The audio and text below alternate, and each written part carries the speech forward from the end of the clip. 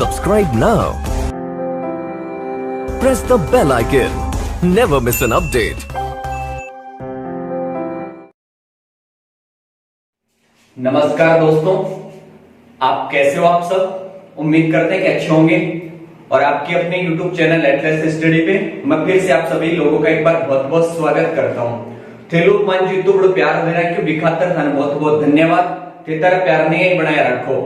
दोस्तों तारा दो चार क्वेश्चन है कि गुरुजी भर्ती कब से आती, तो भर्ती आने की कोई बात नहीं है। भर्तियां अपने हाथ में नहीं है, अपन नहीं निकाल सकते भर्तियां जब भी गवर्नमेंट निकालेगी निकाल देगी, लेकिन अपन पूरी तरह से तैयार रहें। एक आपका दूसरा क्वेश्चन होता है कि गुरुजी कितना घंटा पढ़ा, तो पढ़ने की मैं बात करूं तो शायद मेरे हिसाब से क्वेश्चन गलत है कि कितने घंटे पढ़े। पढ़ने वाले वैसे कभी घंटे नहीं देखते, पढ़ते तो ऐसे हैं कि जैसे आप पढ़ने बैठ के खाना वाना खा के और नाइट में पढ़ना शुरू कर रहे हो, पढ़ते गए फिर सुबह के 4 बज गए और फिर बोलो रहा आज तो 6 घंटा होगा, आज तो 7 घंटा होगा पढ़ता, तो पढ़ रहा मैं कहते घंटा कौन देखे। गजब तरीका, बहुत अच्छे तरीके से पढ़ो, एक बार कुछ अच्छा ही होगा। अपन राजस्थान जीके पढ़ रहे थे और राजस्थान जीके में अपना जो वंश चल रहा था ना, वो चल रहा था चौहान वंश, और चौहान वंश में अपन ने अजमेर के चौहान पढ़ लिए थे। अजमेर का चौहान पढ़िया और अजमेर का चौहान में अपन देखा कि पृथ्वीराज तृतीय तराइन का दूसरा युद्ध में हार गयो और हार गोरी को राज हो गयो।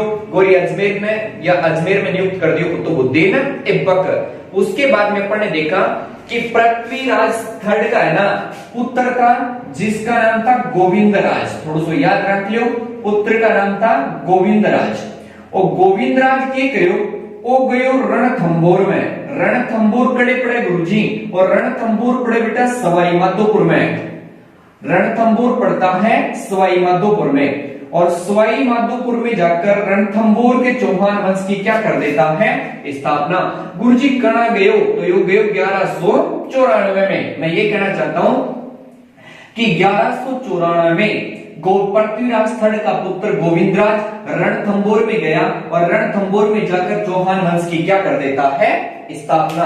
आपसे पूछे कि रणथंबोर के चौहान वंश का संस्थापक कौन था, तो रणथंबोर के चौहान वंश का संस्थापक था जिसका नाम था गोविंदराज। इधर देखो छोटी छोटी दो एक बातें करता हूं, वो देखो क्या अपना जो एक दुर्ग पड़ता है, आपने कभी नाम सुना हो, जिसे बोलते हैं रणथंबोर दुर्ग। कौन सा दुर्ग? रणथंबोर दुर्ग। ये जो रणथंबोर दुर्ग है ना, ये दुर्ग है ना 7 पहाड़ियों से घिरा हुआ दुर्ग है।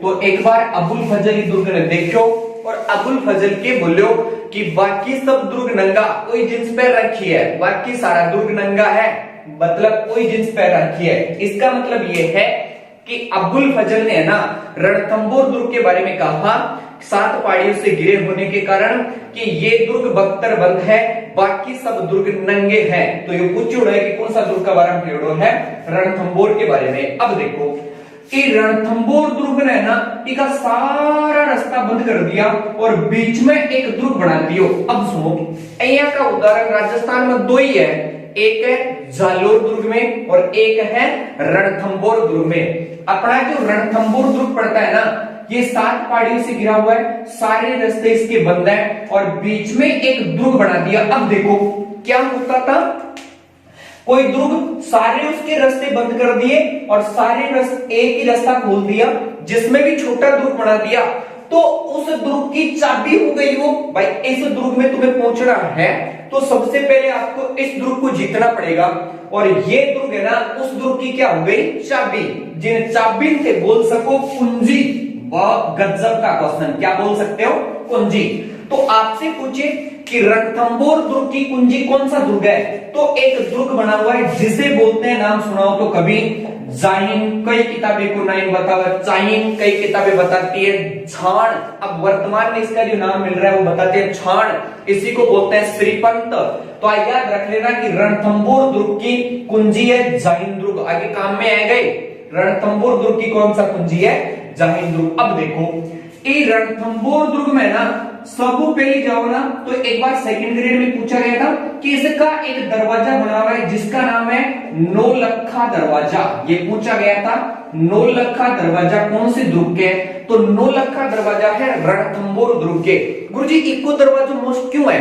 तो राजा के कर तो कोई भी दुर्ग बना तो ना, तो भी तो मायने दरवाजा बना तो। और बाकी जो राजस्थान में दरवाजों के उदाहरण है वो ऐसे ही है कि सब दरवाजों के ना नाम भगवानों के नाम पर रखे गए, जैसे भैरव पोल हो गया, हनुमान पोल हो गया, लक्ष्मण पोल हो गया, कृष्ण पोल हो गया, तो भगवानों के नाम पर रखे गए हैं। तो इसमें तो कंफ्यूज रहता है। लेकिन राजस्थान को एक दुर्ग जिन्हें बोले रणथंभौर दुर्ग, और भी कुछ दरवाजों प्रसिद्ध है इनके बोले नौलखा दरवाजा। ये पूछा गया था सेकंड ग्रेड में, नौलखा दरवाजा कौन से दुर्ग का है, तो कौन से का है, इसका रणथंभौर का। इसका एक क्वेश्चन और बढ़ता है कि इसमें त्रिनेत्र गणेश जी का क्या बना हुआ है, मंदिर।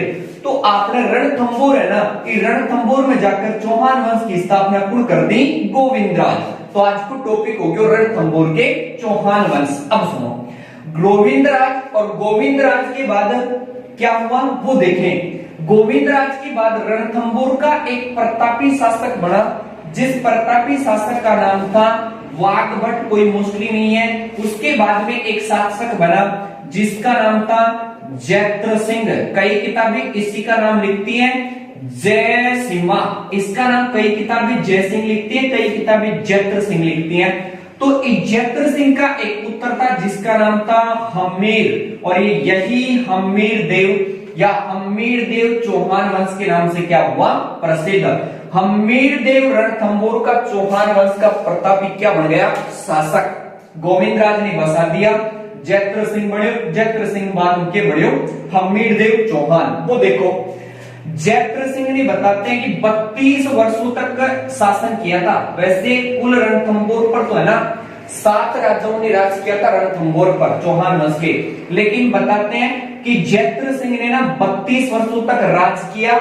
इस बात का पता हम्मीर को चला, तो हम्मीर के कहो रणथंभौर दुर्ग के मायने ना एक छतरी बनाई, और छतरी भी कत्ता खंबा की बनाई गुरुजी, 32 खंबा की। तो ये पूछूड़ है कि 32 खंबा की छतरी कौन सा दुर्ग में है, रणथंभौर दुर्ग में। किसने बनवाई थी, हम्मीर ने, अपने पिता जैत्र सिंह की याद में। अब देखो हम्मीर के क्या कर दो, ये 32 खंबा की छतरी है ना, इमड़ बैठकर क्या कर तो न्याय, इसीलिए इस छतरी को बोलते हैं न्याय की छतरी। तो ये इतना सा याद रख लेना कि न्याय की छतरी कौन से दुर्ग में बनी हुई है, तो वो न्याय की छतरी भी बनी हुई अपने रणथंभौर दुर्ग में, जिसका निर्माण किसने करवाया था, हम्मीर ने।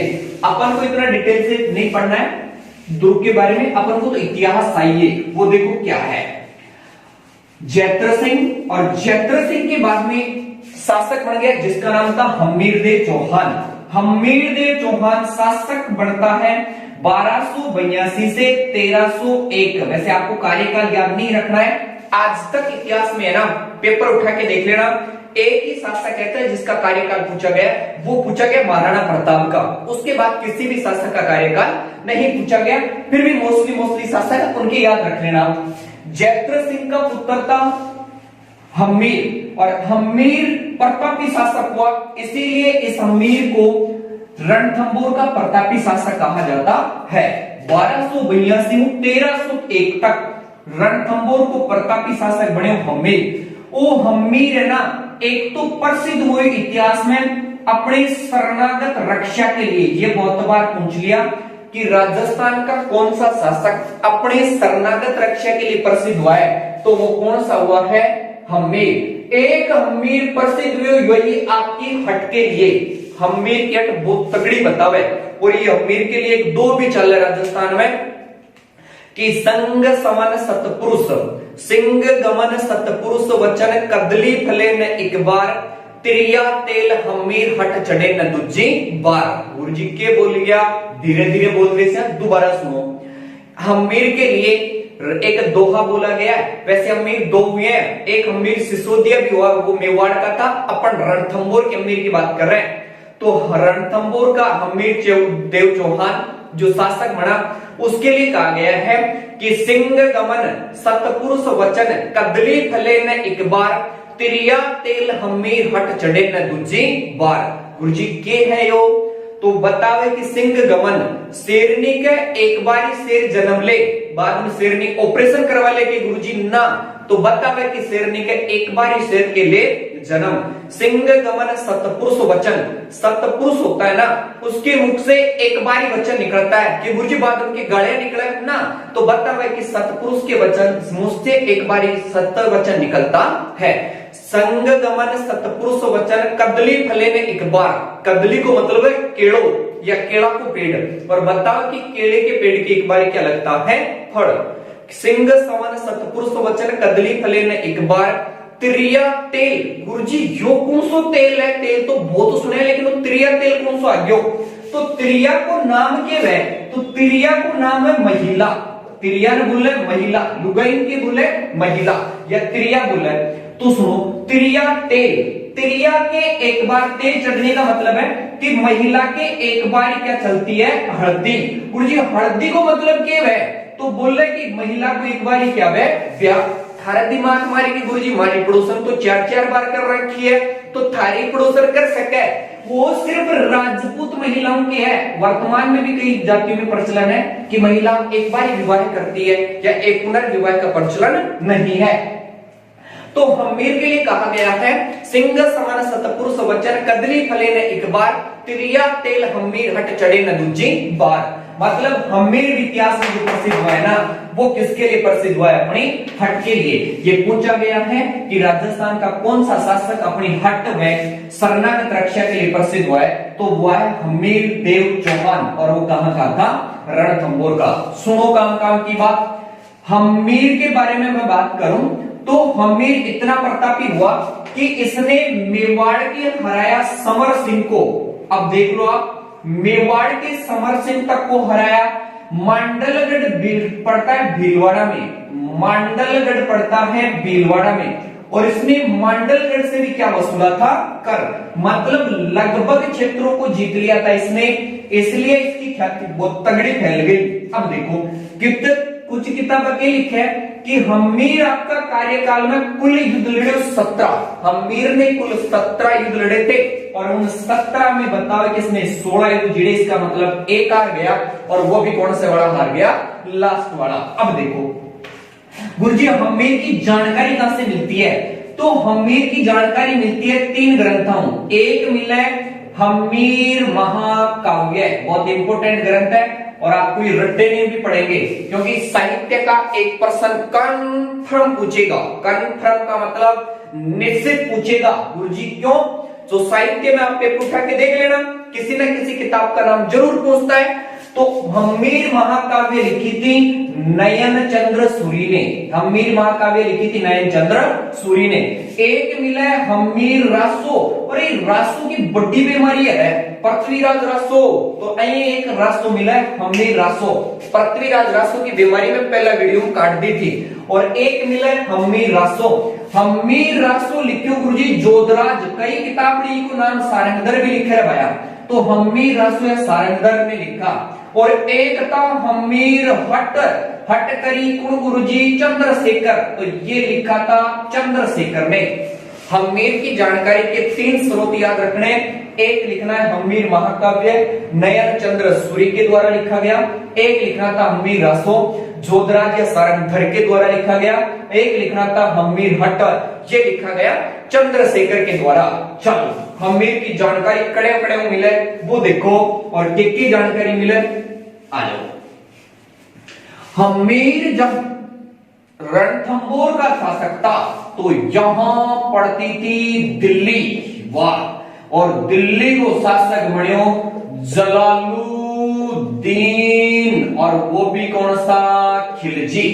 जलालुद्दीन खिलजी कहां का शासक था, दिल्ली का। तो रणथंभौर का शासक उस समय कौन था, रणथंभौर का शासक था अपना जिसका नाम था बड़ा टाबरो।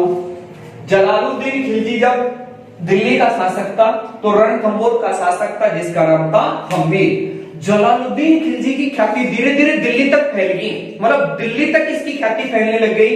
तो बतावे कि जलालुद्दीन खिलजी के क्यों आक्रमण करने आयो। अब इधर देखना, रणथंभौर पे आक्रमण करना है तो सबसे पहले उसे क्या जीतना पड़ेगा? जाहिन, क्योंकि इस दुर्ग में रणथंभौर में जाना तो सबसे पहले कौन से दुर्ग में जाना पड़ेगा? जाहिन में। तो जलालुद्दीन खिलजी के कहो, बताओ कि आपको एक सेनापति हो जिसको नाम हो कोई अहमद और भी सेनापति ही ले और आकर के जाहिन दुर्ग के इसने क्या लगा दिया? घेरा। जाहिन दुर्ग के घेरो लगायो तो बड़े बेटे रणथंभौर में हमीर, तो बताओ कि हमीर को एक सेनापति हो जिसको नाम याद रखो तो लाख लो, गुरुदास कोई सैनिक था, वो लड़का हुआ मारा गया और जलालुद्दीन खिलजी का राज कहां हो गया? जाहिन दुर्ग पर। अब्दुल फजल तो बताओ ये नहीं कि 1291 में आयो, कई किताब है 1292 भी बताओ, फैक्ट है 1291। जलालुद्दीन खिलजी के कहो 1291 में आक्रमण करना आयो तो सबसे पहले वो जाहिन दुर्ग ने जीत और सेना आगे बढ़ी और रणथंभौर दुर्ग के जाकर क्या लगा दिया इसने? घेरा। और रणथंभौर दुर्ग में बैठा हुआ था हमीर की चक्र भी बहुत तगड़ी थी। मतलब जलालुद्दीन खिलजी है ना, इस दुर्ग में या रणथंभौर दुर्ग में जा ही नहीं पाया। अब नहीं जा पाया तो बहुत दिनों की लंबी घेराबंदी के बाद वो साइकोलॉजी का औचित्य स्थापन जो नियम चलता है ना, वो काम में ले लिया। वो देखो कैसे, यदि आप पुलिस की तैयारी कर रहे हैं, पुलिस की नौकरी आपको नहीं मिली तो आप अपने में कमी थोड़ी निकालेंगे, आप नौकरी में कमी निकालेंगे। आप क्या कहेंगे? अरे ना रे, मैं तो आरएस की कर रहे हो, पुलिस की कोई नौकरी है के? साल भर मेहनत की या किसी के पीछे भगे और साल भर बाद हाथ नहीं आया तो आप में कमी नहीं निकालोगे, उसी में निकलोगे। और ना रे, बात तो पहले से निकले, मतलब अलग उसका तो कुछ था। तो आप है ना अपने में कमी नहीं निकालोगे या सामने वाले में कमी निकालोगे। तो जलालुद्दीन खिलजी ने भी क्या किया? खुद में कमी नहीं निकाली, रणथंभौर दुर्ग में कमी निकाल गया। ठाव डेरो और रणथंभौर दुर्ग में कमी क्या निकाले कि ऐसे 10 दुर्गों को मैं मुसलमान के एक बाल के बराबर भी नहीं समझता। ये कौन बोल के गया था? जलालुद्दीन खिलजी। और कौन से दुर्ग के बारे में बोल के गया था? रणथंभौर के बारे में। ये कंसेप्ट तो आपको क्लियर रखना ही है कि जलालुद्दीन खिलजी आक्रमण करना आयो, रणथंभौर में को नहीं जीत पायो तो कहेगो कि मैं ऐसे 10 दुर्गों को मुसलमान के एक बाल के बराबर भी नहीं समझता। बस इतना सा याद रखना, रणथंभौर दुर्ग के बारे में कहा गया है, जो क्या कौन बोल के गया है? जलालुद्दीन खिलजी। अब देखो के घटना घटी गुरुजी, वाह देखो, जलालुद्दीन खिलजी के बाद रणथंभौर का शासक बन गया जिसका नाम था अलाउद्दीन खिलजी। एक ही बोल सका के गुरुजी बोल दे, कोई दिक्कत नहीं। दिल्ली को शासक बन गयो अलाउद्दीन खिलजी। बहुत तगड़ो आदमी है भाई अलाउद्दीन खिलजी। राजस्थान को पहलो साको 21 वजह, राजस्थान को दूसरो साको 21 वजह, राजस्थान को तीसरो साको 21 वजह और राजस्थान को चौथो साको 21 वजह। इसका मतलब राजस्थान से इसका बहुत अच्छे संबंध रहे होंगे या राजस्थान पे इसकी बहुत तगड़ी नजर होगी। वो देखो कैसे, जलालुद्दीन खिलजी का भतीजा या जलालुद्दीन खिलजी का जवाई दिल्ली का शासक बन गया अलाउद्दीन खिलजी। वैसे अलाउद्दीन खिलजी की भी नीतियां बहुत तगड़ी थी। अलाउद्दीन खिलजी ने ना सबसे पहले घोड़े दागने की प्रथा प्रारंभ की थी भारत में। घोड़े दागने की प्रथा क्या है गुरुजी? तो जैसे अपने यहाँ चोमू में बैठे हैं या सीकर तक आप बैठे हैं तो जयपुर का राजा होता था ना, उस जयपुर के राजा के अधीन आते थे हम सब। तो यहाँ के जो सामंत होते थे ना, उन सामंतों को दिल्ली मतलब आमेर या जयपुर दरबार में जाना पड़ता था। जैसे कोई सामंत है या कोई ठाकुर है या उसका जो भी है वो घोड़े लेके जाता था कि साहब मेरे पास 500 घोड़े हैं। कोई बोलेगा साहब मेरे पास 500 सैनिक 500 घोड़े हैं, तो उन सबको उस वक्त दरबार में पेश होना पड़ता था। अब क्या है तो राजा ने अनुमान लग जाता कि मेरे कन कत्ती सेना है या मेरे कन कत्ता घोड़ा है। फिर क्या है तो कि जैसे कोई युद्ध की प्रॉब्लम आती या युद्ध होता तो राजा सबको निमंत्रण भेजता। अब निमंत्रण भेजता तो वो घोड़े उतने पाए नहीं जाते, कोई बड़ा चढ़ा के लिखवा देता, कोई किसी के दूसरे के लेके लिखवा देता। उससे क्या ऐसे ख्याति बढ़ती थी कि उसके पास इतना है। तो अलाउद्दीन खिलजी के करो सबको पहले ना घोड़ा दागने की प्रथा प्रारंभ करो। घोड़ा दागने का मतलब घोड़ा का ठप्पा लगा दियो। तो घोड़े दागने की प्रथा किसने प्रारंभ की थी? अलाउद्दीन खिलजी ने। अलाउद्दीन खिलजी की एक बात और है तगड़ी, इसने सैनिकों का हुलिया तैयार करवाया था। गुरुजी के वही हो सैनिका को हुलियो, मतलब सैनिकों का इसने निशान तैयार करवाए थे। ये पूछा भी गया कि सैनिकों का हुलिया किसने तैयार करवाया था? अलाउद्दीन खिलजी ने। अलाउद्दीन खिलजी के ना बाजार मतलब जो पद्धति थी या बाजार नियंत्रण पद्धति थी ना, ये भी बहुत तगड़ी थी। इसी ने बोला था कि यदि कोई कम तोलता है, जैसे कोई आधा किलो तोला, कम तोला, तो उसका आधा किलो मांस निकाल लो। तो ऐसी नीतियां थी अलाउद्दीन खिलजी की। अब देखो, अलाउद्दीन खिलजी शासक बन गयो दिल्ली को, तो आपने रणथंभौर को शासक बन्यो, जी को नाम है हमीर देव चौहान। बहुत अच्छी बात है। आक्रमण करने आएगा, आक्रमण के अलग अलग कारण बताते हैं, मैं सारे कारण बता देता हूं। वो देखो क्या, कुछ किताबें तो क्या लिखती हैं कि अलाउद्दीन खिलजी के सेनापति थे, एक को नाम तो बताओ है नुसरत खां, एक को नाम बताओ है नुसरत खां, एक को नाम बताओ है उगल खां, और एक सेनापति को नाम बताओ है मोहम्मद शाह। ये याद रखना है भाई, मोहम्मद शाह बार बार पूछ चुका है। ये तीनों सेनापति के गया, एक बार आक्रमण करने गया गुजरात में।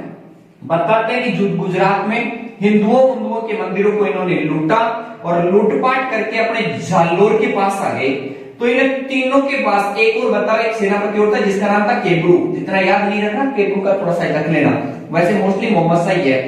तो ये चारों सेनापति बताओ कि मोहम्मद शाह और केब्रू तो एक साइड में और उगल खां और नुसरत का एक साइड में, और आज चारों बैठा के धन का बंटवारा ले जालोर के पास में विवाद हो गया।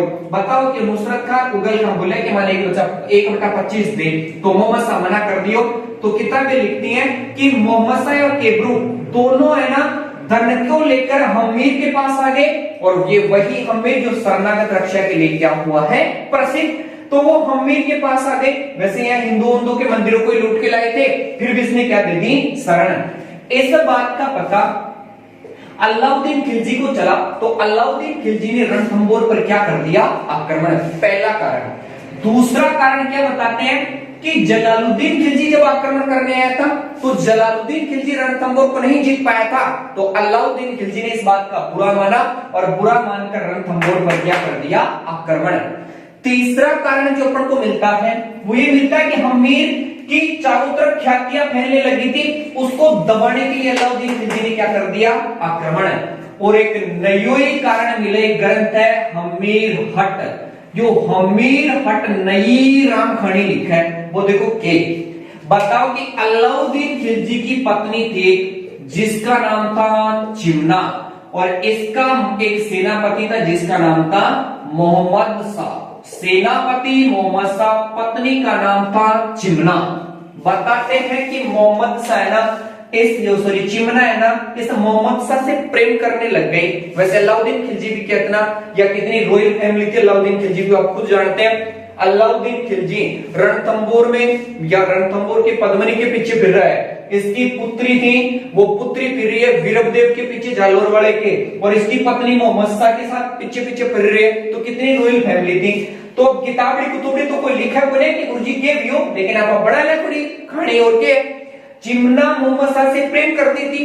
ये बात को बिरो अलाउद्दीन खिलजी लाग गयो। तो अलाउद्दीन खिलजी चिमना बोला के करिए रे तू मोहम्मद शाह के साथ है, वो सेनापति है। और अलाउद्दीन खिलजी ने उसी समय कहा था चिमना को कि मुझको सेना ये जबर होता, तेरी जुदाई में कैसा सब्र होता, मुझको सेना जबर होता, तेरी जुदाई में कैसा सब्र होता।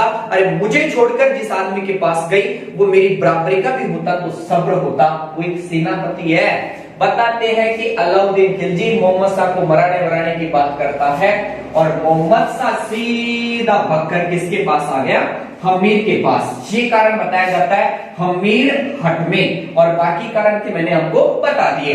तो अलाउद्दीन खिलजी पत्र भेजो हमीर में, क्यों मेरी लुगावड़ी छेड़ रहे है, और इन तेरी शर्म भगा दे। बताते कि हमीर ने मना कर दिया कि मैं मेरे शरण में आए हुए शरणार्थी को नहीं लौटाऊं। इसी बात पर बुरा मानकर या इसी बात का विरोध करके अलाउद्दीन खिलजी ने रणथंभौर पर क्या कर दिया?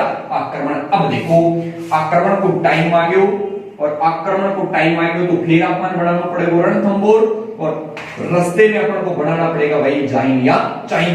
देखो अलाउद्दीन खिलजी के वही दो सेनापति, एक को नाम है उगल खां और एक को नाम है नुसरत खां। अलाउद्दीन खिलजी उगल खां में नुसरत खां के नेतृत्व में ना सेना भेजता है। अब रणथंभौर पर आक्रमण करने जाना तो आपको कौन सा ग्रुप जीतना पड़ेगा? जाहिंद ग्रुप। तो रणथंभौर में बैठा हुआ है हम्मीर। तो हम्मीर के दो सेनापति थे, एक का नाम था भीम सिंह और एक का नाम था धर्म सिंह। इसके दो सेनापति थे, एक का नाम था भीम सिंह और एक का नाम क्या था? धर्म सिंह। उगल खां और नुसरत का आक्रमण करने आए।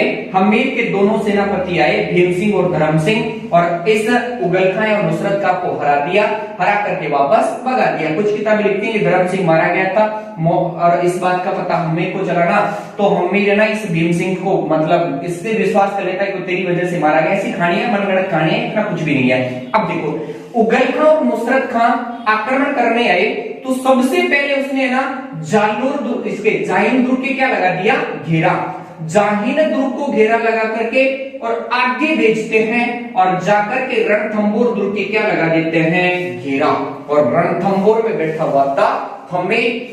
बताते हैं कि हम्मीर की भी इतनी चक्कर या इतनी गजब वाली मतलब मोदी सुरक्षा कि नुसरत खां और उगल खां इस दुर्ग में प्रवेश नहीं कर सके। एक बार सेकंड ग्रेड में क्वेश्चन पूछा था कि अलाउद्दीन खिलजी का कौन सा सेनापति रणथंभौर की घेराबंदी के समय मारा गया था? बच्चे पढ़ते पढ़ते इतना थोड़ी पढ़े कि कौन सा मारा गया था, तो घेराबंदी इतना उसी समय मारा गया था नुसरत खां, ये पूछा गया था। तो दोनों सेनापति है ना उगल खां और नुसरत खां रणथंभौर दुर्ग के जाकर उन्होंने क्या लगा दिया? घेरा। नुसरत खां मारा गया। बताते हैं कि नुसरत खां मारा गया ना तो अलाउद्दीन खिलजी को पत्र भेजता है उगल खां। तो अलाउद्दीन खिलजी भी सेना लेकर के कहां आ गया? रणथंभौर। रणथंभौर आ गया। बहुत लंबी घेराबंदी के बाद भी अलाउद्दीन खिलजी इस दुर्ग में प्रवेश नहीं कर पाया। तो कुछ इतिहासकार क्या मिलते हैं वो देखो, कैसे प्रवेश किया वो देखो। एक इतिहासकार मिला है जिनको नाम है अबुल फजल। यो अबुल फजल तो क्या लिखे है कि रणथंभौर दुर्ग में ना अनाज की कमी आई और बतावे कि अनाज की कमी आई, सैनिक परेशान हुआ और सैनिकों से परेशान होकर के हम्मीर ने है ना इस रणथंभौर दुर्ग के किवाड़ खोल दिए। और अबुल फजल एक बात और लिखा है, अबुल फजल लिखा है कि सोने के 2 दानों के बदले है ना रणथंभौर में एक अनाज का दाना भी नसीब नहीं हो रहा था, इसलिए इन्होंने हम्मीर ने परेशान होकर के रणथंभौर दुर्ग के किवाड़ खोल दिए, दरवाजा खोल दिया।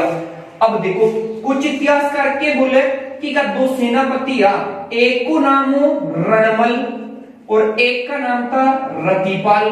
रणमल और रतिपाल है ना दोनों जाकर के अलाउद्दीन खिलजी की सेना की तरफ मिल गए और मिले ना तो अलाउद्दीन खिलजी को रणमल और रतिपाल एक दुर्ग के रास्ते बता देते हैं। कई किताबें बताती हैं कि दोनों सेनापति है ना इधर उत्तरी साइड में लगे हुए थे सुरक्षा में, तो उधर से इनको प्रवेश करवा दिया। एक कारण मिला पाना हम्मीर महाकाव्य। महाकाव्य के मिले सुनो, हम्मीर महाकाव्य में क्या लिखा गया है कि ये हम्मीर है ना रणथंभौर दुर्ग में था तो हम्मीर परेशान हो गया दुश्मन से। उसी समय परेशान हुआ ना तो हम्मीर की पत्नी का नाम था रंग देवी। वैसे याद रखना आपको, इसकी पत्नी का नाम था रंग देवी। हम्मीर की पत्नी का नाम रंग देवी। तो हम्मीर आपकी पत्नी रंग देवी के बोलियो कि देख परेशान होगा दुश्मन जा रहे को नहीं लड़नो पड़सी अपन है। तो बताओ कि हम्मीर रंग देवी के पास में गया और रंग देवी के पास में जाकर के बोलता है कि मैं लड़ने जा रहा हूं और हमारे जो झंडे ना इनका रंग है भगवा, और भगवा झंडे यदि तेरे को लड़ते हुए उस मैदान में लहराते हुए दिखाई देना तो तू समझ जाना कि हम जीत गए, और यदि दुश्मन के सामने काले झंडे लहराते हुए दिखाई दे तो समझ ला हम हार गए और तुम पीछे से क्या कर लेना जोहर। ऐसी बात किसमें मिलती है? हम्मीर महाकाव्य में।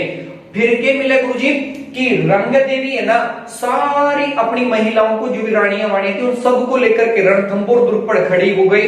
हम्मीर के नेतृत्व में धारण किया गया केसरिया। हम्मीर देव के नेतृत्व में केसरिया धारण करके और जय भवानी का नारा बोल करके अलाउद्दीन खिलजी की सेना पर टूट पड़े। बताते हैं कि अलाउद्दीन खिलजी की सेना को है ना हम्मीर पीड़ते पीड़ते ना बहुत दूर तक ले गया, मतलब रानियों पर दुर्ग पर चढ़ी थी बहुत दूर तक ले गया। और अब हम्मीर की सेना में ना इतना जोश आ गया कि उधर से अलाउद्दीन खिलजी की सेना के काले झंडे थे, अपने भगवा झंडों को तो फेंक दिया और उन काले झंडों को ले लिया और लेकर के उन्हीं से मारने लगे। अब रानियों ने देखा कि वहां मैदान में तो काले झंडे ले रहे हैं। इस बात का पता रंग देवी को चला, तो रंग देवी और इसकी पुत्री थी जिसका नाम था पद्मला, इसकी पुत्री का नाम था पद्मला। तो रंग देवी में पद्मला है ना, एक तालाब बना हुआ था रणथंभौर दुर्ग में जिसे बोलते हैं पद्मला तालाब, और उस पद्मला तालाब में इन्होंने क्या कर लिया, जौहर। जौहर की बातें मैं पहले वीडियो में कर चुका हूं। जौहर क्या होता है, साका क्या होता है, केसरिया क्या होता है, सती क्या होती है, सता क्या होता है, जम्मत क्या होता है, खडाना क्या होता है, बहुत बातें कर चुका हूं। तो जौहर करती है। अब तालाब में कूदकर कर लिया तो कौन सा जौहर हो गया, जल जौहर। ऐसी बात किसमें मिलती है, हम्मीर महाकाव्य में। अब जल जौहर कर लिया रानियों ने। अब जल जौहर किया, ये हम्मीर है ना अलाउद्दीन खिलजी की सेना को उधर पीछे से गाल के वापस आया, तो हम्मीर को पता चला कि रानियों ने तो जौहर कर लिया। तो इस हम्मीर महाकाव्य में लिखा हुआ है कि हम्मीर भी अपना सिर काट करके भगवान शंकर के मंदिर में क्या कर देता है, अर्पित। ऐसी बात किसमें लिखी गई है, हम्मीर महाकाव्य के अनुसार। ज्यादातर टेक्स्ट जो मिलता है ना वो ये मिलता है कि रणमल में रत्तीपाल ने ना ध्रुव के गुप्त रास्ते बता दिए, कई बताते हैं ध्रुव में प्रवेश करवा दिए, कुछ भी है। रणमल में रत्तीपाल ने धोखे से या धोखा कर दिया हम्मीर के साथ। हम्मीर के साथ जैसे ही धोखा किया, हम्मीर देव के नेतृत्व में केसरिया धारण हुआ और रानी रंग देवी के नेतृत्व में क्या हुआ, जौहर। जौहर होता है अलाउद्दीन खिलजी का राज हो जाता है कौन से ध्रुव पर, रणथंभौर पर। गुरुजी कणा वीडियो तो ये हुआ था 11 जुलाई 1301। 11 जुलाई 1301 को रणथंभौर ध्रुव पर राज हो गया अलाउद्दीन खिलजी का। अब सुनो, ओ मोहम्मद शाह है ना हम्मीर की शरण में आए हो, तो अलाउद्दीन खिलजी मोहम्मद शाह ने आपके पास में बुलाए और बताते हैं कि उस समय तक केबरू और मोहम्मद शाह ना दोनों लड़ते लड़ते घायल हो गए थे। अलाउद्दीन खिलजी अपने पास में बुलाया और अलाउद्दीन खिलजी अपने पास में बुला करके बोलता है कि बोल मोहम्मद शाह, यदि मैं तेरे को जिंदा करवा दूं तो तू मेरे लिए क्या करे। तो इस मोहम्मद शाह ने क्या कहा कि या तो अलाउद्दीन खिलजी तू मुझे मरवा दे, यदि मैं जिंदा रह गया ना तो मैं तेरे विरुद्ध लड़ूंगा और इस हम्मीर के किसी भी वंशज को रणथंभौर की गद्दी पर बिठाऊंगा। बताते अलाउद्दीन खिलजी बोले भी तेरा जोश कम को नहीं हुए कि रवि। तो अलाउद्दीन खिलजी के मोहम्मद शाह को बुलाया और अपने हाथियों के पैरों के नीचे दे करके कुचल दिया और मोहम्मद शाह व कैमरू भी मारे गए। फिर बच्चिया कौन, रणमल व रत्तीपाल। अलाउद्दीन खिलजी रणमल व रत्तीपाल ने बुलायो और रणमल में रत्तीपाल ने बुला बोलियो कि थे थारा मालिक कहीं नहीं या तुम मेरा कहीं बोला। बताते कि रणमल व रत्तीपाल को भी अलाउद्दीन खिलजी मरवा देता है। कभी आप जाओ, नौलखा दरवाजा बना हुआ रणथंभौर में, उससे पहले ये ना रास्ते में 2 पत्थर की मूर्तियां बनी हुई है, एक बनी हुई है रणमल की, एक बनी हुई है रत्तीपाल की। अब इसके दोख देखे नहीं जाते हैं लोग, इनको मतलब ऐसे गालियां वाले देके चले जाते हैं। तो इन रणमल में रत्तीपाल की क्या बनी हुई है, मूर्तियां। अलाउद्दीन खिलजी का राज हो गया रणथंभौर पर। हम्मीर देव के नेतृत्व में केसरिया हो गया। केसरिया की परंपरा राजस्थान में प्रारंभ हो गई। रंग देवी व पुत्री पद्मला के नेतृत्व में जौहर हो गया और यही जौहर है ना कहलाया राजस्थान का पहला शाखा। बहुत काम की बात यह है, राजस्थान का पहला शाखा कहां हुआ था गुरुजी, तो राजस्थान का पहला शाखा हुआ था रणथंभौर में हम्मीर देव के नेतृत्व में 11 जुलाई 1301 को। और अलाउद्दीन खिलजी का राज हो गया रणथंभौर पर। अलाउद्दीन खिलजी अपने सेनापति उगल खां को नियुक्त कर देता है कहां, रणथंभौर में। और जैसे ही वहां रणथंभौर में खूने मतलब योद्धा लड़ते हुए मारे गए थे, वो पड़े थे, उसी समय अलाउद्दीन खिलजी के मुंह से निकल गया कि आज कुफ्र, एक कुफ्र है, एक बोला कुफ्र, आज कुफ्र का दरवाजा टूट गया। ये बोला था आज कुफ्र का दरवाजा टूट गया। तो ये पूछा गया कि आज कुफ्र का दरवाजा टूट गया, तो कुफ्र का मतलब होता है धर्म विरोधी। सॉरी ये बोला था आज कुफ्र या आज कुफ्र का घर इस्लाम का घर हो गया। ये बोला था आज कुफ्र का घर इस्लाम का क्या हो गया, घर। देखो 2 चीजें कुफ्र को लेकर, एक है कुफ्र का दरवाजा टूट गया, ये बोला था मारवाड़ के जसवंत सिंह की मृत्यु के समय, और एक था कि आज कुफर का घर इस्लाम का घर हो गया। तो ये किसके बारे में बोला गया? अलाउद्दीन खिलजी के बारे में। अलाउद्दीन खिलजी ने बोला है रणथंभौर के बारे में। रणथंभौर पर अलाउद्दीन खिलजी का राज हो गया। इसी के साथ रणथंभौर का इतिहास क्या हो गया? समाप्त। वीडियो को लाइक शेयर कमेंट करके जरूर बताएं और वीडियो को ज्यादा से ज्यादा शेयर करें। धन्यवाद दोस्तों। Subscribe now and press the bell icon. Never miss an update.